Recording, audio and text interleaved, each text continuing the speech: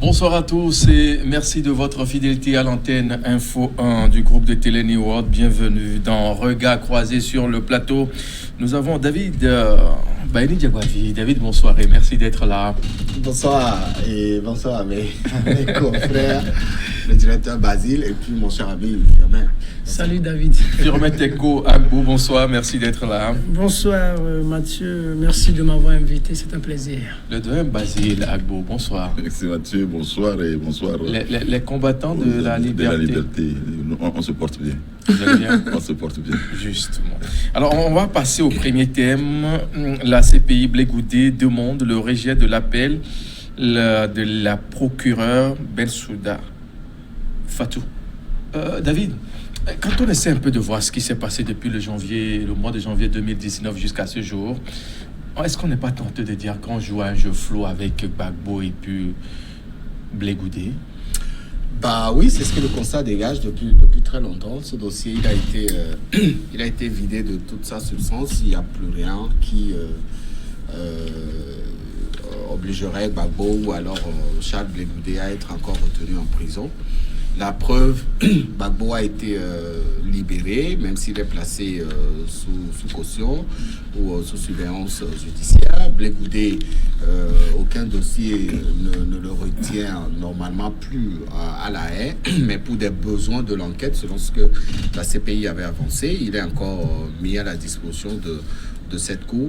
Et donc aujourd'hui, tout le monde s'accorde à dire que ce dossier a été vidé de tout ce qui devrait...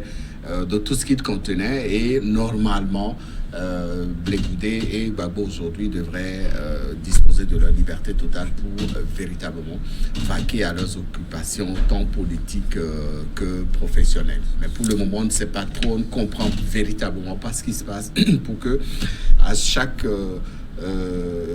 opportunité qui se présente pour dire le droit, les juges de la CPI reviennent encore sur ce dossier, surtout celui concernant aujourd'hui Blé Goudé.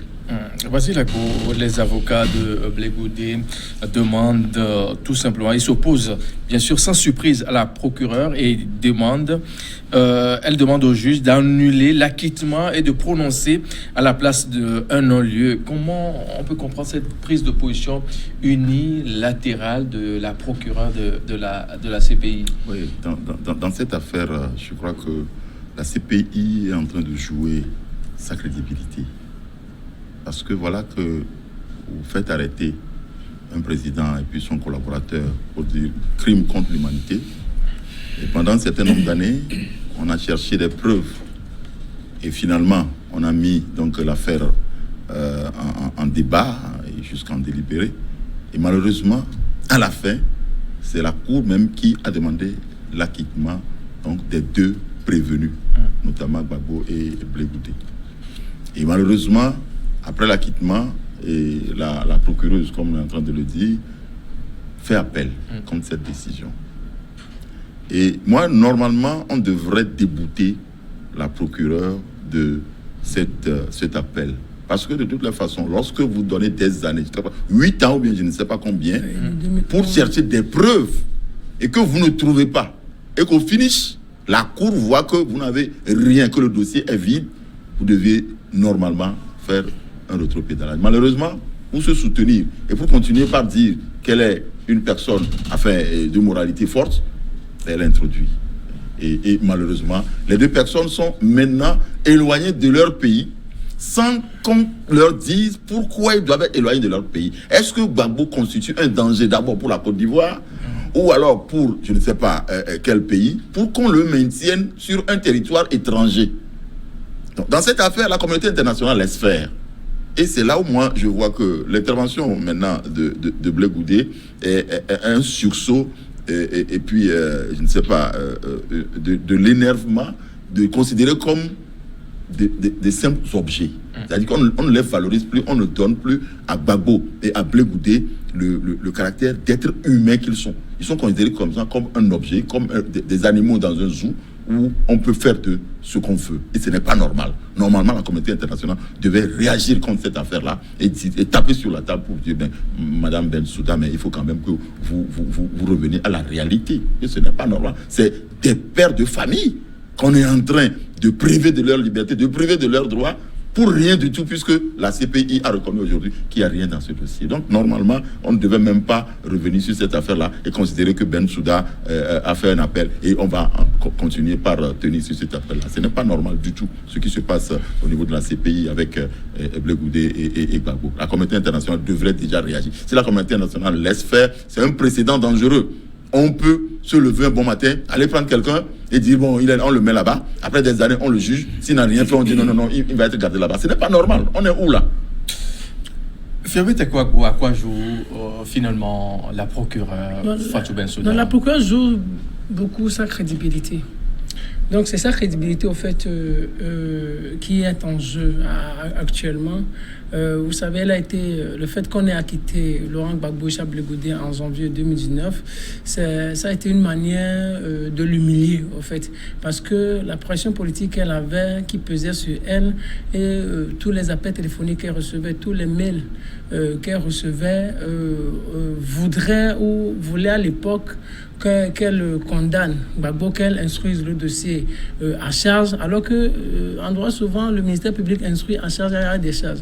Or, pendant de longues années, la Gambienne, la procureure de la CPI, n'a eu qu'à instruire le dossier à charge. Elle a eu à charger, mais le drame dans cette affaire, c'est qu'elle n'a jamais réussi à apporter des preuves vraiment conséquentes pouvant ou susceptibles de faire condamner Laurent Gbagbo et Blé Goudé. Elle joue beaucoup sa crédibilité, mais elle doit comprendre aujourd'hui que le coup politique qui a été monté de toutes pièces a véritablement échoué. Son prédécesseur, Moreno Campos, a été, avant lui, a eu à rencontrer à Abidjan le président ivoirien Alassane Ouattara. Donc ça, déjà, même ça porte un discrédit sur le déroulé de tout le dossier. Et après elle, et tout ce qu'elle a eu à faire, la manière dont elle a eu à conduire le dossier, a prouvé à suffisance qu'elle était sous pression politique. Le fait, si elle veut persister, continuer dans cette aventure, je pense qu'elle va être humiliée davantage.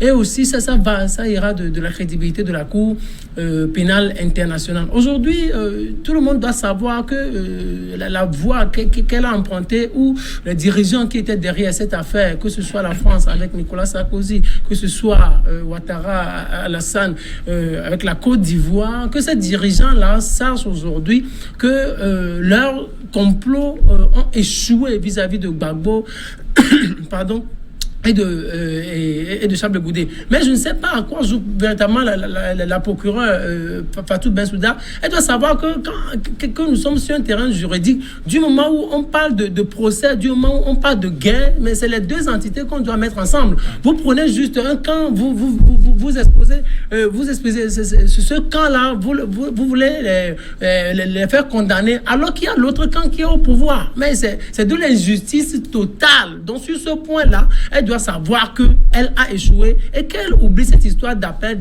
Maintenant, aujourd'hui, il faut qu'on laisse Laurent Gbagbo et Blé Goudé rentrer en Côte d'Ivoire. Cette histoire-là, on doit tourner cette page. Vous imaginez que lors d'une audience, dans le cadre de ce procès, on a fait même montrer dans la salle les images kenyanes des violences meurtrières de décembre 2007 qui venaient ou qui ont été produites au Kenya, où il y avait eu des tueries. Et c'est dans la salle que les gens ont découvert que ça, ce n'est pas la Côte d'Ivoire. Vous imaginez, c'est des choses qui ont été montées de toutes pièces. Il faut qu'elle reconnaisse aujourd'hui qu'elle a échoué, qu'on puisse véritablement tourner cette page et qu'on permette à Blé Goudé. Aujourd'hui, Ouattara dit qu'il ne se présentera pas en 2020. Encore que ce soit devenu vrai avec le temps. Mais aujourd'hui, s'il y a les femmes qui manifestent, donc, mais jusqu'à là, Ouattara, du moment où on le prend sur parole, du moment où aujourd'hui, il dit, je ne me représente pas en 2020.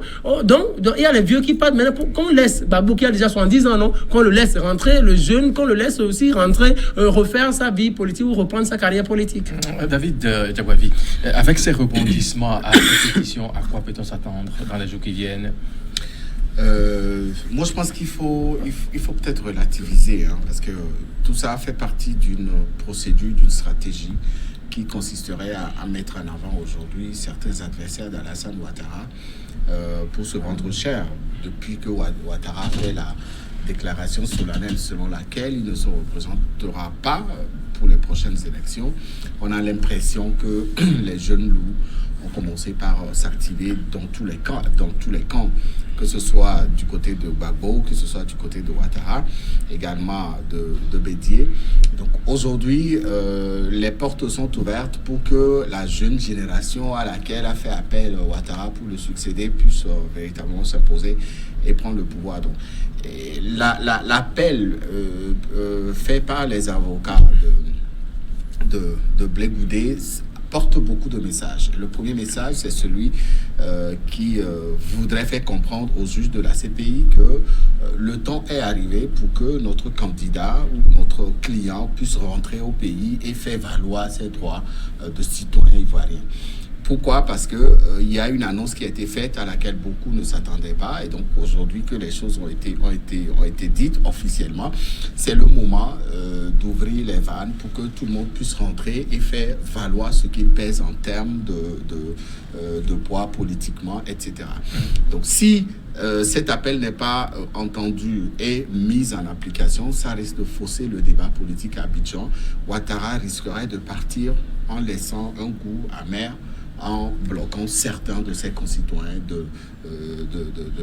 ou en leur imposant une interdiction de participer aux prochaines élections. Donc, il faut extrêmement faire attention pour que cette situation n'amène pas une autre situation. Aujourd'hui, les Ivoiriens l'ont dit ouvertement, ils n'ont plus besoin de retourner en arrière, ils n'ont plus envie de vivre ces moments de guerre. Il faut aller en avant, et le président actuel a compris ce message des Ivoiriens. Il en a fait une promesse, et il a accepté aujourd'hui de rendre le tablier à la fin de son mandat. Donc, que pendant les 10 ans où il a été au pouvoir, on l'a laissé diriger le pays.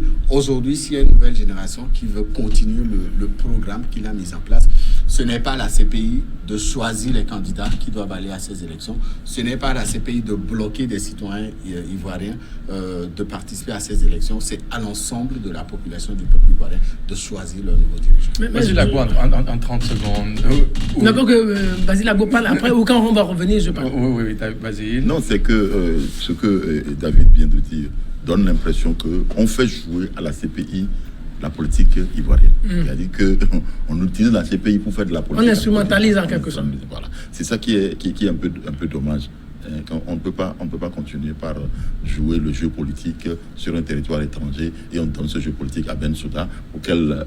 Maintenant, c'est fini. C'est comme l'apprenti sorcier qui a invoqué les esprits et qui sont arrivés et qui est incapable donc de leur demander de s'en aller. Donc Bensouda a provoqué un vent qu'elle ne peut plus arrêter, et elle a même peur d'arrêter. Elle a peut-être honte encore d'arrêter ça. Mais quand même qu'on lui dise que ça va. C'est des êtres humains, et c'est tout un pays qu'elle est en train de bloquer au travers donc du comportement qu'elle est en train d'adopter avec ses appels. On va marquer la pause et revenir dans un instant pour la suite du débat dans Regard Croisé.